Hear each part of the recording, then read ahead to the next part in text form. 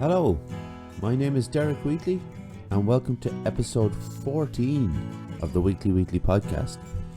I'm having a lot of difficulty with the microphone today. It's just the stand is not working for me. It's annoying me basically.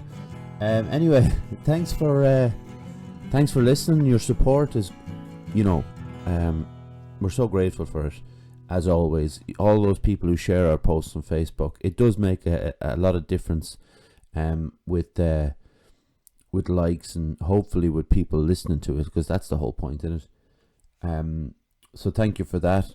This is going to be a slightly different podcast because we're not really going to be talking about mental health. Obviously, mental health is in a lot of things, so it may touch on it ever so slightly here and there, but primarily it'll be about something a little bit more fun, something a little bit more interesting. Not that other stuff wasn't interesting. That's the wrong way to phrase it, but you know what I mean. It's going to be slightly different. There's a lot of heavy stuff happening already at the moment, so we know that we want something a bit lighter, I suppose, just for this episode at least. And it's going to be interesting because I won't be reading much. It's all going to be anecdotal and off the top of my head, and that's going to be fun for you all anyway. Also, we were given a pushback a little on the whole coronavirus and what the government's response is to it. The 18th of May is the next day or phase that things are going to change slightly, and we're going to be a little bit more freedom. We're going to be given. Interestingly enough, the 18th of May is the day after my birthday. So yeah, 17th of May, 2 kilometers jammed in there. Can't get out of it. 18th of May, let's go 5 kilometers. So there's that. That's good, I suppose, for some people. What we want to do on this one is talk about football in the first part. Now, please, all you people who don't like football, don't switch off. I think you're going to find what we're talking about today a little. You're going to find it interesting because I think you're going to agree with a lot of the stuff I'm saying. It's not just me talking about football and, oh look, didn't he score more goals this year than this person scored? It's not going to be like that at all.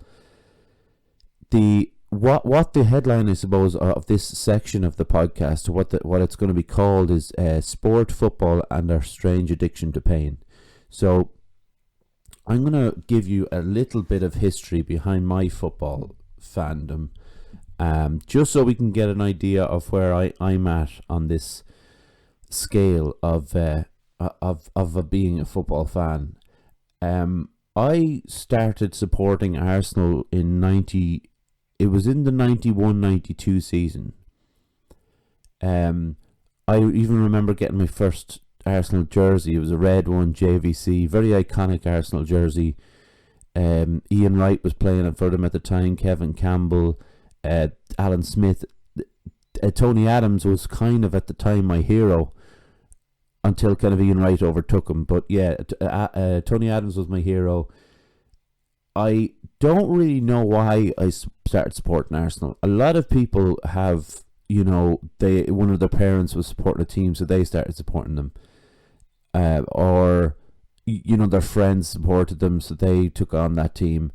I don't really know exactly why I took on. It may have been a glory hunting kind of thing, because the season before that, Arsenal had won the championship. So that's entirely possible. I do remember having a real fondness for Tony Adams as a player. That probably had something to do with it. I'm pretty sure Dave O'Leary was still around then for Arsenal, so obviously the Irish connection would have been there. Now, my brothers, interestingly enough, support someone completely different. My older brother supports Aston Villa. He started supporting them probably a year before I started supporting Arsenal. He started supporting them because Paul McGrath played for them, and obviously Paul McGrath is one of Ireland's greatest players, so there was that. A couple of years later, my younger brother started supporting Blackburn. Now, there's two different stories of why he did. I don't know why he did. It maybe liked Alan Shearer, who was playing for them at the time. My younger brother kind of looked out on it a bit because he started supporting Blackburn the year before they won the championship, so he got to experience his team winning the Premier League before I got to experience Arsenal winning it. And obviously Aston Villa have never won it and are unlikely to do so for the foreseeable and the unforeseeable future. So you always have to get the digs in. That's another thing about supporting. And this isn't just football. With siblings, we all know what siblings are like. It's always one-upmanship with siblings, and you want to, if you're given that tiniest little bit of ammunition to go at your brothers or your sisters, you're going to use it. So I think the football thing was massive for us, for the three of us, as brothers, as a kind of one-upmanship. Now, around the time, obviously Blackburn were the better team because they had won the league. Villa were quite good at the time. They had a good squad. They challenged for the league in, was it 92, 93 maybe? It might be 93, 94, but can't quite remember. I think it was 92, 93, right? So they were a decent side. Arsenal, I remember around that time, maybe a couple of years later, finished 10th in the league, and that was their worst finish for me as an Arsenal fan to witness. Now they would come good with the addition of Dennis Bergkamp, who really did change everything. Bergkamp arrived before Wenger. Wenger arrived, and then the kind of the new era, the Wenger era, was began, obviously. But the the logic behind siblings arguing over football is very much actually, logic is probably the worst word I could have used there. There's no logic to it. It's like if Blackburn are playing Aston Villa, right? I'll take me out of the equation. So you're talking about my two brothers. If they're playing each other, if Blackburn are in the league, are ahead of Aston Villa by 8 places in the league, and Aston Villa win the game, all of a sudden it becomes that's the main focus. It's like the league table doesn't matter anymore, and we're just going to go at each other over that. It down the line became pretty much like that, because obviously Arsenal were winning leagues, they were challenging for league titles with Manchester United for a number of years. So Blackburn and Aston Villa, my two brothers were constantly at each other because it was back and forth, and it still is. Like Villa were promoted and relegated and whatever, and they're promoted again, and Blackburn are pushing for promotion now. It still is there where it's like it's a bit of slagging going on, and the logic goes out the window. It's basically just down to he's better than him, and we all get sucked into it, which it's just part of a competitive edge with siblings or even with friends, where we just have to have it's just a one-upmanship kind of thing. I always find it interesting why we, as an Arsenal fan, particularly, years ago when I cared a bit more, I guess, I always refer, and all football fans will refer to their team as we. Or, Arsenal win a game, and I'll be talking to someone, I'll be like, yeah, we did well, it was a good game, we were all over them. It's like a tribal, it's like a need to be a part of a tribe again. Like I've mentioned a couple of times on the podcast, there is a tribal instinct that we have. We want to be drawn into something that's, a collective consciousness, where we're all in this together and we've all got each other's backs. We're part of Arsenal, or we're part of Manchester United, or whoever it is you support. The we is so, it's such a what I'm trying to think of the right word to describe the we. It's very, very fragile. I would say that for sure, because if you think of the we as a collective thing, what made you part of it, right? You support the team, but that just means Why don't we still say, oh, they did well, or Arsenal played well, they did well, it was good performance by them, but we put ourselves in it.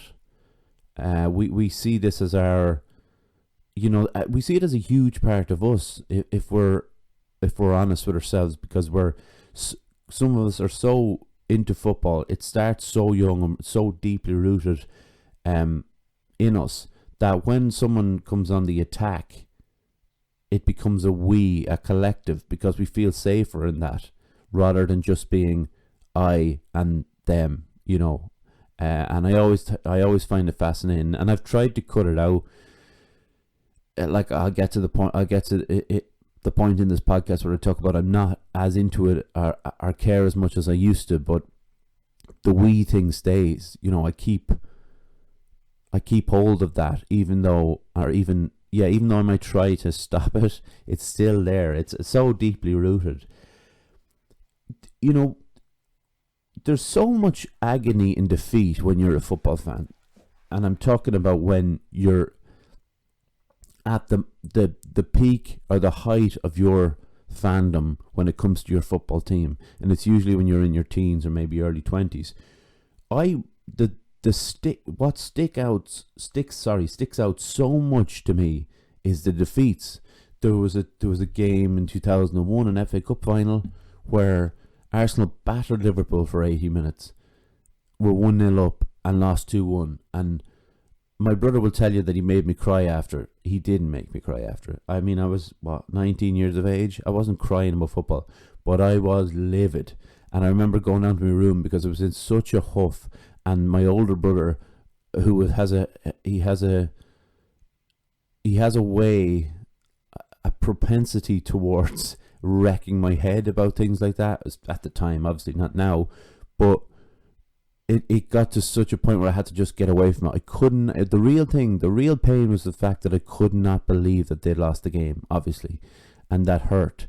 But the constant nagging and slagging, and my brother wanted Arsenal to lose the match just so he could get at my nerves, and that's another thing. And that's not just him.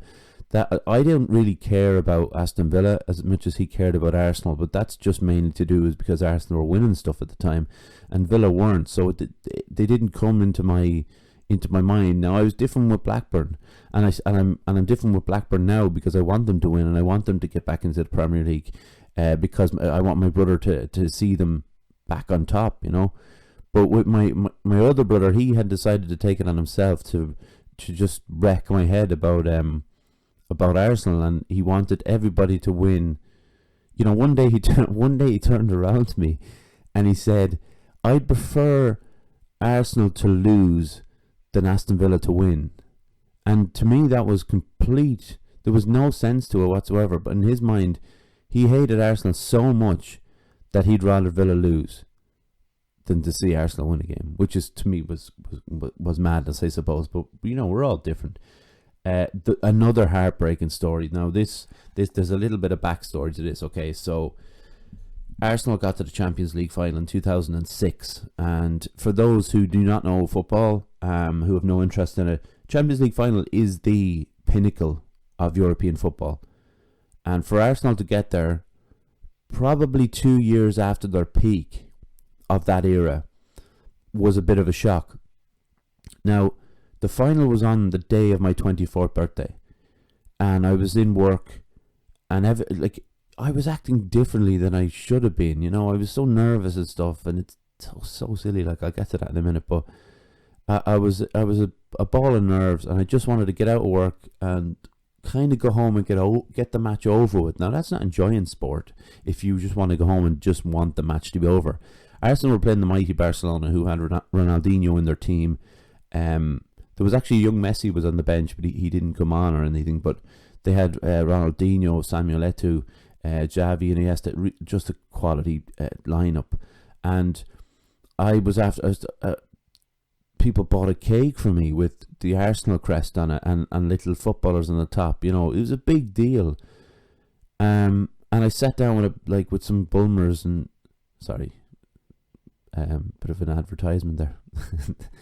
No, but I sat down with some popular cider, and I had some cake or whatever, and I was just nervous. And Arsenal went 1-0 up after having a player sent off. I should man, the keeper was sent off, and they went 1-0 up, and it was like you kind of dare to dream kind of thing.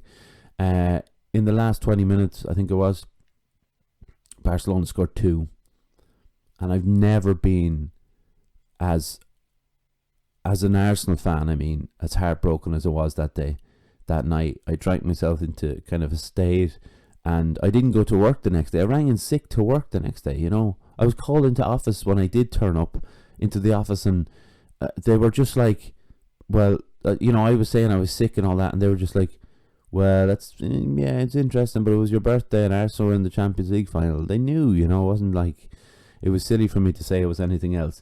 That defeat was, it was so hard. And I remember my older brother texting me and just constantly for about an hour, just like, saying how poor Arsenal were.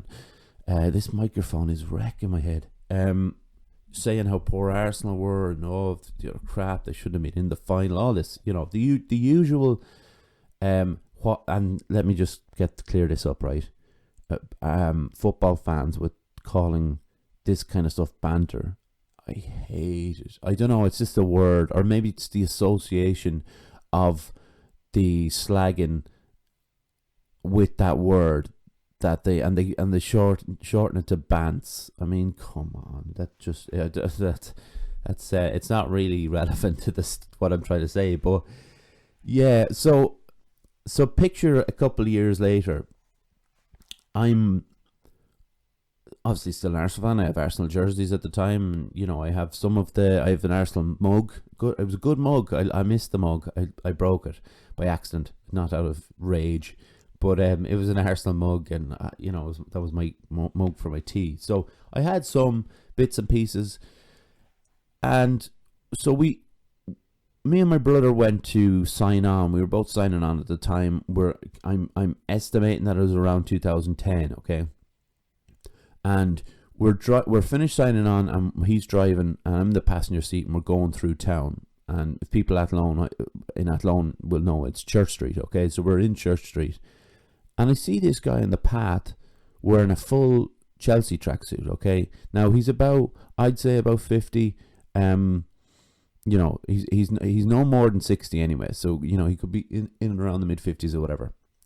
So he's wearing this full Chelsea tracksuit, and I'm kind of self-conscious all of a sudden that I'm sitting in the car. Now I have a light jacket on, but I'm wearing an Arsenal jersey underneath, and it's that really hideous one they had it for around that time. It was the third strip, and it was kind of a maroon and kind of navy. It was awful. But so I'm sitting there, and I'm thinking, am I like that guy?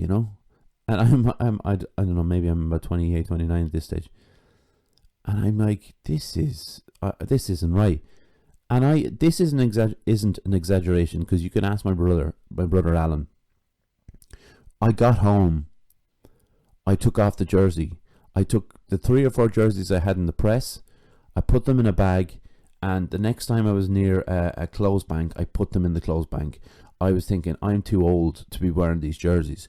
I'm not going to end up like that guy walking down the street. I'm not going to be in a full Arsenal tracksuit at the age of 48 or 52. That to me it was nonsense. So all of a sudden, this thing is, was a revelation to me. All of a sudden, I took it upon myself to stop caring about it. Now, that hasn't come 100% right yet. But it was like a rehabilitation of sorts, where I was my own therapist, and what I was going to do was remove whatever it was about football in me out. Right, you can still follow a team, you can still like a team, but for me, I needed to remove the fact that football was making a negative, having a negative effect on my life. I have this friend, John. I'll call him John D. I probably mentioned it before. I probably mentioned his surname before, but when we talked about it around, it was a few years later. he gave me this advice, and this can go for any sport. This isn't just about football. He's a big rugby fan, and he loves Ireland, he loves Leinster, and he watches those games. But he said to me, if you aren't enjoying the match, if your team is 2-0 down with 20 minutes to go and it's looking absolutely unlikely that they're going to get back in to the game, just turn it off. Like, why sit there suffering when you don't need to? Just turn it off. He had the other point of, like, Arsenal hasn't heard of you. You know, and that to me was kind of striking, because I kind of thought about it, and he's right. Like, we're all out buying all this merchandise. We're buying keyrings and mugs and jerseys and all these jigsaws, and you know, there's like these 3D jigsaws of the stadiums and stuff that I saw before. I don't know if they still sell them, but I completely got his point. You know, it might have taken me a day or two to really dig into it, but I completely got what he was saying, and the fact that, you know, I'm giving all this of me, and they don't even know who I am. So what's the point? You know, what am I doing? And it's like, you know, like I said, allowing, as grown-ups, like, I'm talking to people obviously above 18 now, why do we allow our lives to be affected by a sport, or more importantly, by a football team that has never heard of us? Surely we have to take the bull by the horns and change that. And also, I was talking to someone the other day, and they couldn't understand, or they made a point that their partner at the time, like, cancelled plans on them, or stopped any idea of having some plans with them because there was a match on. And that, you know, it seems so silly, really, when you think of it. And it can take precedent over things, and that's kind of sad, especially when there's other people involved. You know, it's not just, I'm not just talking about a single, you know, 14-year-old who's sitting at home. That's different. That's completely separate. You know, we worry an awful lot and build up to matches where, like I said about the Champions League final, I was so nervous about it, and it probably affected my week in the lead up to it. And like, there was Roy Keane made a point, I think it was in the Keane Vieira documentary, which is absolutely brilliant. But he made the point that the defeats stay so much longer. He says, like, the wins are fleeting, but the defeats stick with him so much longer. And he seems to have a view towards the game where it wasn't the best thing to happen to his life in football. It did have more of a negative impact on him than a positive, which is interesting for someone who won so many things. So what about those people who are out there who may have never won anything in their career but are just getting stuck in as their day-to-day job? How tough it must be for them. So, like, we tend to invite, you know, pain on us as adults. We invite, like, a psychological pain on us by being so aligned with a football club that has never heard of us and that we can't influence whatsoever. You know, and we have this, like, this is slightly different, but we have this in sport. If you sit down, okay, and I'll use tennis because it's a one-on-one thing, right? So you can use any one-on-one sport, but I'm going to use tennis. Sit down in front of Wimbledon, or, you know, whatever it is. If you have a favorite player, don't obviously watch that match, but just watch a match between the 20th seed and the 25th seed. Within 2 minutes, you have your favorite and you want them to win. We want to have this. We have to be emotionally invested in the match. It seems like we have to be emotionally invested in the match, but it's a 50-50 thing then, because what'll happen to our brains or our moods if this person wins, and what'll happen if they lose? And why are we allowing two people we don't know or support and never have supported to change our lives for 2 to 3 hours and to affect our lives? It's a bizarre thing, you know, and look, we can dig deeper into the psychology of sport. I don't have time for it. I just wanted to bring up these kind of the on the surface things that I was thinking about a lot. Sport is made to be an enjoyable thing. It's supposed to be enjoyable, but unfortunately, because we need to have a tribe, we need to have someone to support, it's not as enjoyable as it should be. I had to remove myself from the whole Arsenal thing. I still want to see the results. I don't watch all their matches when they're on TV, but I'll watch the odd one if I'm at home. I don't watch them playing Liverpool. I don't watch them playing Manchester City because I know it's going to bring me back to the days of getting hurt. So that shows that I'm still connected because of a bond that I made with a team when I was 10 years old. They can still affect me to that level if I allow it to happen, but I had to remove myself from it. I had to have this revelation in Church Street where I saw a guy wearing a Chelsea tracksuit. I was like, no, I can't do this anymore. But it still affects me, and I still see them lose. I'm still like, oh. But I know, and my brother and my father actually is very like this. My father is a Spurs fan, and he within an hour, it's like the match is over, it's done. My younger brother Simon, big Blackburn fan. They're not on the TV as much, but when they're on the TV now, he will tell you, he roars and he shouts and he gets angry and disappointed. But he will literally an hour later, it's over. If you can do that, that's good, because then you can get involved in a match. If they win the game, it's obviously more fun and more important. But if you get emotionally involved in a match and Blackburn get a kicking, or Arsenal get a kicking, and I'm like that with him now, whereas when it's over, it's just a match. It was just 1 hour. It probably helps that neither club are successful anymore, but it is just a club, and to completely align yourself to affect your mood and spend your money that you may not have on things like that is not good. I am not some sort of prophet. I still fall short of being someone who releases the fact that Arsenal have lost another game, but I do know that it's just a game, it's just a team, and it's supposed to be a hobby and it's supposed to be fun.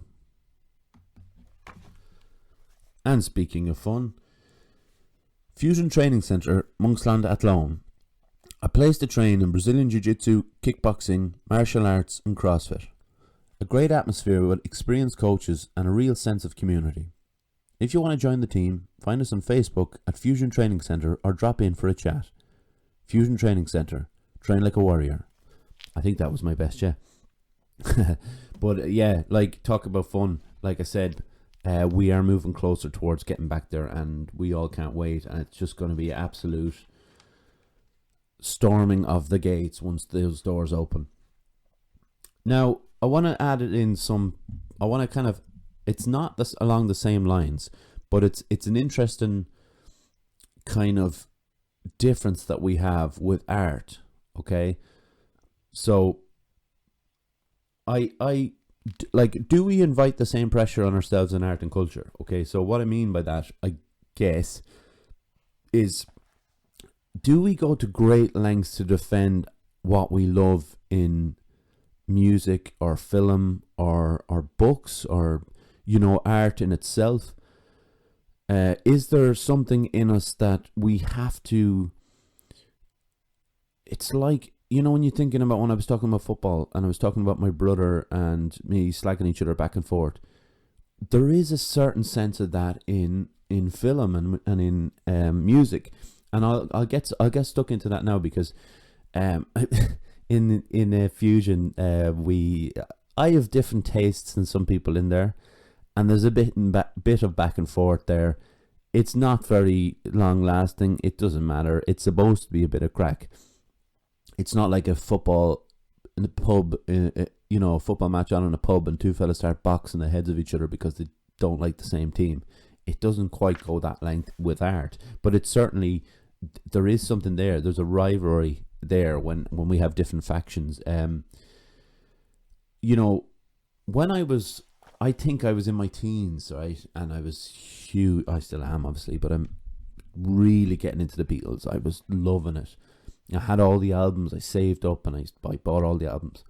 And my friend Wheatley, right, who is a Beatles fan, he really does like the Beatles. So don't get confused that it was an argument about, oh, the Beatles are crap. No, they're not. Blah blah blah. It was nothing to do with that.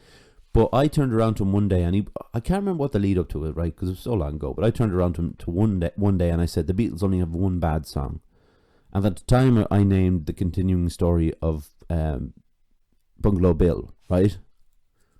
Now, I actually don't mind that song now, but back then, I didn't like the song. So he got, like, he was amazed by my comment, and rightly so. I would side with him on this. I was half joking and half not. Now, he was like, don't be ridiculous. They have way more than one bad song. And I know, obviously, that they have way more than one bad song. Well, not way more, that's a bit much. But they have a handful of bad songs. But for me to say that the continuing story of Bungalow Bill was their only bad song, when it's on an album with Don't Pass Me By and Revolution Number 9, is silly as a Beatles fan. But I was just using this to kind of get him riled up, and he had ways to get me annoyed. And it went back and forth. We knew deep down that we didn't actually mean what we were saying, but it was just something to argue about, you know. We were trying to get at each other, get each other's nerves a bit, I suppose, like friends do. So, for me, like, you know, if you take films, for instance, okay, I'll go back to music in a minute, but if you take films, I'm very passionate about films, as you'll probably know from what you've heard, and if you know me, on a day-to-day basis, if we're friends, you know how passionate I am about them, and how many films I watch a week, and how I'll try a bit of everything. I'll try and mix up genres, years, countries, different things like that. But you know, I have no connection to Marvel films or DC films or Star Wars films, those big films, those huge blockbuster films now that are making all that money, and I can't get invested in those kind of films. I'm not a fan of those big CGI battles. You know, I saw the end. Anne was watching the last Avengers, the Endgame, Avengers Endgame, and I was reading the book, so I was in the room, and the end of the film was just CGI fest, you know, and to me that's not attractive. It's not aesthetically pleasing at all to me, and there's I can't connect emotionally to the Hulk. Do you know? It's just I can't do it. It was never my thing. Me and my brothers, we used to watch it when what was it? Just, you know, the TV program, The Incredible Hulk. Is that what it was called, or just the Hulk? But anyway, it was the original, when the guy was like wearing the clothes, and then he'd bust out the clothes, and they'd be hanging off him, and he'd be running after. But it was kind of funny, but at the time it was entertaining. But we were kids watching it. Now, the fandom of those kind of films, Marvel films and Star Wars films, is really overwhelming. So I don't want to get in arguments about them, but if they're, when I'm in fusion with the lads, like they not all the lads enjoy them, but I would say a vast majority of the guys in there enjoy those kind of films. Listen, I just want to point this out as an exclaimer. John Francis, my podcast buddy, is a big Star Wars fan, so these words are my own. He does not stand by them. Just want to point that out. But yeah, for me, Star Wars is just nothing. There's no. I've seen 8 of them. Okay, because I missed so many references in TV shows and films about Star Wars. I wanted to kind of get the references. I felt out of the loop. I watched 6 of them in like the space of 3 days, and then I've obviously watched 2. To me, if I'm being honest, The Force Awakens is a really great film, but all the rest I had nothing really on me. I'm going off on one here, right? But this thing about May the 4th be with you wrecks my head, right? I don't know why. It's my own thought process behind it is ridiculous, and it's silly, but it does my head in. And it's like, it was there because today is the 5th of May, so obviously yesterday being the 4th of May, we were getting all on Twitter, Star Wars Day, as if it's like as important as like Martin Luther King or something, you know. Days should be named after, like Christopher Columbus Day or Martin Luther King Day. That should be named, not Star Wars Day.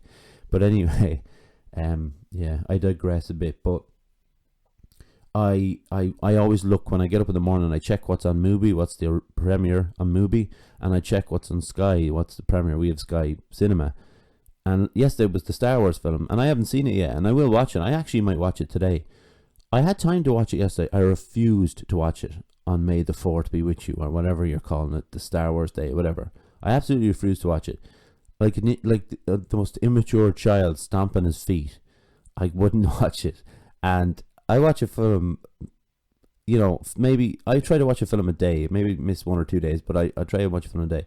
I refused. I wasn't going to do it on that day. I wasn't going to participate in that. So, fandom is one thing about those. You can love Star Wars and you can love Marvel, and my brother loves Marvel and Star Wars, and that's good if that's your thing. But what happens a lot, and this is obviously an online thing more than in person. You're not going to get into these arguments in person, but this toxic fandom on the internet, on message boards or social media, or like the YouTube comments, which are a sewer. I would suggest to don't dip your toe in that water. If you want to see what outrage is like, go on to a Star Wars fan channel on YouTube, or a fan page, or whatever it is, or a message board, or a website, and say something negative about Star Wars. I dare you. Because what happens is, and what happened with me when I said the continuing story of Bungalow Bill is the only bad Beatles song, is people are ridiculously over the top, and they will dig their heels in until it becomes a thing where digging your heels isn't enough, then the insults start flying, and then you'll see some aggression and whatever. And if you think Star Wars fans are just a bunch of nerds that wouldn't say boo to a ghost, that's not true. And same goes for DC. If you are Marvel more than DC, I suppose, but if you have a go at Marvel, like I call them comic book films, just to wind Martin and Keane up in Fusion, and I said it, and they were like raging that I was calling them that. They thought it was very disrespectful, but they literally come from comic books. So I don't know. I think I mentioned that before in the podcast. I'm losing track of my own episodes at the moment, because Christ, did I not know I was going to be doing 7 or 8 on my own. But anyway, getting back to it, the toxicity online of these kind of sites and these kind of fans, and obviously this goes back to the football as well. If you're on an Arsenal YouTube channel just watching an old game, they show some old games from the 90s. I actually watched a 6-minute highlight clip from Arsenal winning the Cup Winners' Cup in 94 yesterday. But down in the comment section, if you go down there, there'll be United fans in there just slagging, just these trolls in there, just having it digs, and people take the bait all the time. That's the way it goes. But try and stay out of there, because it's not good for your health. It's like getting mixed up with this toxic rage that it'll build in you too, because you come just as your natural instincts are to protect yourself, or to get your point across well. You will sink into that toxicity, and then it just becomes a roundabout, I'm just going to have a drink of water. Excuse me.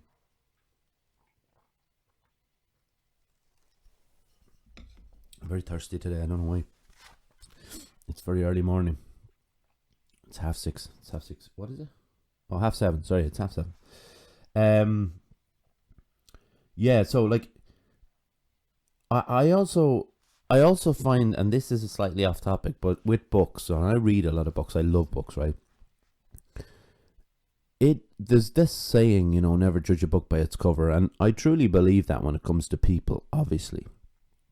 But absolutely judge books by their cover when it comes to books, right? The whole, if you go to the whole bestseller section in a bookshop, like, they'll normally have them on excuse me, on vertical on, sorry, not obviously on walls, right? So they have from 1 to 10, and they'll give you the books. Now they're not all books that are, enticing to me to read, and I will say 100% I can judge a book by its cover, because there's a format that goes along with books, and the type of books that you're reading. Like, we all know the Mills and Boon books will have a man and a woman embracing on the cover, right? That's a given, right? But when you go to kind of lighter books, I'm not putting books down. Everybody has different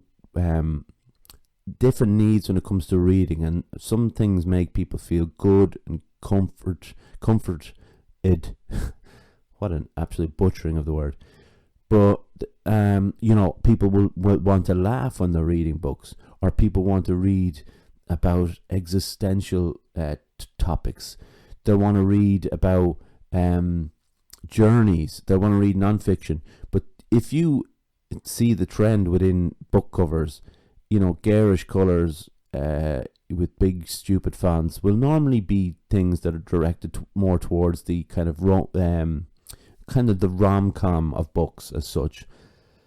And then, as it goes into more heavier topics, I guess, the darker the cover is. And so it's perfectly acceptable to judge book by its cover when we're actually talking about books. I have always had that opinion. I think it's important to have some sort of knowledge of what you're approaching when you're approaching books like that. And I've been through so many bookshops, and I still go to Easton's as much as I can, because that's the main bookshop in town. There is another one, but it's a little further in, and it's a fine bookshop too, but it's a bit small for me. It's a bit, it looks like just a small panic attack. That's what it looks like. Every time I look in there and I see 2 or more people in there, I'm like, yeah, there's a panic attack waiting in there. So I don't go in there as often. If it's empty, I'll obviously go in there.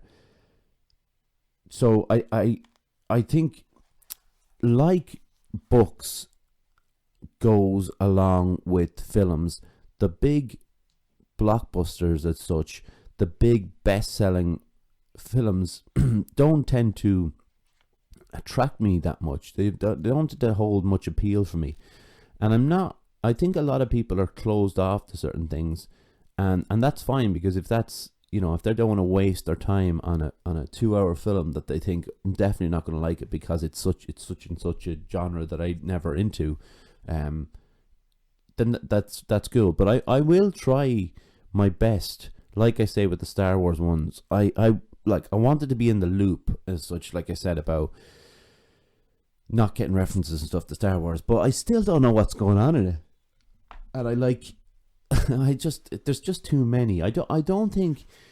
Here's my thing, right? I've said this to someone recently. I don't think that there's any need for more than 3 in anything, in any genre of film.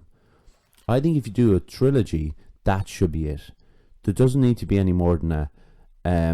Like George Lucas, for instance, with Star Wars, he made 3 films. That should have been it. Like The Godfather made 3 films. They probably could have left it at 2, but they made 3. Wanted to round out the story. It didn't work. But, you give it up then. Terminator went past it. Things like Harry Potter, I would suggest that's slightly different Harry Potter, in the sense that because there was so many books written about it, obviously being based on books, they had to make a certain amount of films. And what I admire about the Harry Potter films, and I haven't seen them all, but I've seen 7, I think, or there's 2 I haven't seen. Okay, so whatever number that means I've seen. I don't know how many there is in total, to be honest. What I admire about that, they grew with the audiences. So then the audiences were watching it at a very young age. They grew with the characters, and I kind of admire that, and I wouldn't have a go at that. I don't see Star Wars as the same way, because if you look back at Star Wars premieres from back in the 70s, late 70s, it wasn't just kids lined up. There was more adults than kids there. It was more directed toward adults than children. I suppose the creepy incest storyline that was going on in the background probably paved the way for a more adult audience. But yeah, I just can't quite get to grips with those big movies. So like I say, the mass consumption of a certain piece of art just doesn't do anything for me, and it I need to connect with the film on some level. Now I know that sounds silly, because like if I don't know what a film is, how could I know I was going to connect with it? Well, I always do my little bit of research and my little bit of backup, okay? Which brings me to something like my mother has a lot of artwork in her apartment. She loves her art, right? And a lot of the pieces to me don't connect with me, but they connect with her, like, and that's, again, all of this is, and this is what I'm suppose the whole basis of this argument is. Not that it's an argument, it's just me commenting on stuff. But the whole basis is it's completely subjective, art is, and that's the beauty of it, and from what I'm saying about Star Wars and all those other films, if you find the beauty in that and you find the love and it's entertaining and it's fun, well then you've won. Like, that's your thing. That's, to find that thing is great. So when I talk about art and I see things like some of the stuff that my mother has is class, some great paintings there and some great little pieces that she has as well, but it doesn't all connect to me emotionally. Now, what does connect to me emotionally, and this is because when I'm talking about research and background, this is what I mean. Edvard Munch's The Scream, and we all know the picture, the mask was used in the film The Scream, but if you look at the picture again, okay, if you just Google it after you listen to this, Google Edvard Munch's The Scream, you'll see it and you'll go, oh, that painting, right. There's a little bit of a story behind that made me realize why I was so attracted to that painting. Edvard Munch and a group of his friends went down by the sea, and there was birds, overhead. It was a loud day, a windy day. The sea was churning, the waves. There was people on the pier. All this was going on, and Edvard Munch was finding himself increasingly anxious, up to the point where he more than likely was having a panic attack. Now, when he talks about it, he doesn't say panic attack because, maybe those words weren't in his lexicon of, but he knew that something was wrong and that anxiety was swelling in him, and if you look at the painting and you look at the colors he uses and you look at the brush strokes he uses, the swirls and those, everything is movement. The sky is movement. The red, it's not just a settled matte sky behind him. It's this movement of sky. The sea is moving, and everything suggests a frenzy, and that's what he's feeling. So he projects what he was feeling onto that canvas, and it's beautiful representation of a panic attack. And his face, animated and kind of mutated into something that's more than just someone in a panic attack. Because if you think of someone in a panic attack, and trust me, I've seen my own face in a panic attack, it's very much like my face. It's a bit paler, my eyes might be a little wider, but he stretches that idea to his mouth, the hands covering it to the side of his face. That's probably, because obviously we weren't there, but that's probably what he was feeling rather than the actual expression he was doing. So that's why I'm so drawn in by by Edvard Munch's The Scream, because it relates to me, and I think art has to relate to us, and that's the whole point of us. Why are we arguing about it if it's subjective? You have to give people that little bit of space to find what it is in art that they love, and give them that bit of space to be able to vocalize the reasons they love it. I think I'm probably wrong in my summation of this, but I think I'm chilling a little bit with age when it comes to the protection of art that I love. I was talking to someone the other day, they know who they are, and I was asking them if they like the Beatles, and the answer was like, yeah, I do, yeah, but they don't do a lot for me. And I think if I was 10 years younger, I would have probably gone, what? And then gone on, oh, but what about Revolver, and what about, the White Album and Abbey Road, like fans of a certain type of art do, like fans of DC, Marvel, the Beatles, Edvard Munch, Ernest Hemingway, all these greats, that if we feel that we're somehow, our art is being, the art we love is being criticized, we go off on one. But I didn't. Now, what I did was, I thought about doing it, and then I thought better of it. Because why would I start pushing my stuff on somebody who's made a grown adult, who's made their mind up about something? Why would I start, going in on it? I'm not going to change their mind. If anything, I'm actually going to, they're going to dig in even more, because their opinion is being challenged, and nobody likes their opinion being challenged, and we all kind of start push back against it. Have I mellowed with age? The big answer is probably not, because I'm still going to fight the corner. I'm passionate about what I like, whether it's films and books and music, whatever it is. If I'm passionate about something, I will fight for its corner. But I've probably chilled a little, and if I align that with my not quite U-turn on football, but I'm getting there, it shows to me that what I love most in the world is art, and art is celebrating their talents, and me celebrating the artist's talents, rather than the idea that I'm sitting at home watching a football match, of 11 men running around, that could affect my mood. That can't be for me anymore. It's nothing to do with mental health, by the way, that I'm talking about, and just my mood in general. My general day to day, I'm going to be pissed off for the rest of the day because Arsenal lost. So I will defend art to the last, the art I love, within reason. By the way, I'm not going to come at you, but I will defend it.